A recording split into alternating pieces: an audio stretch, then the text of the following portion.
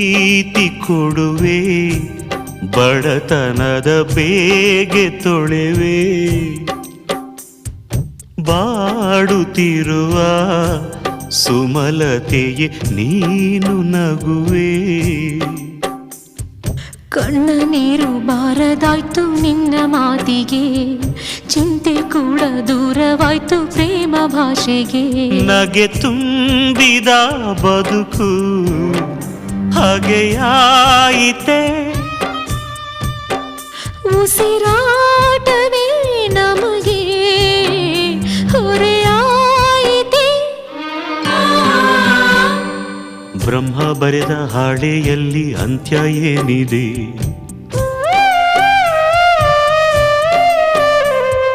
ಬ್ರಹ್ಮ ಬರೆದ ಹಾಳೆಯಲ್ಲಿ ಅಂತ್ಯ ಏನಿದೆ?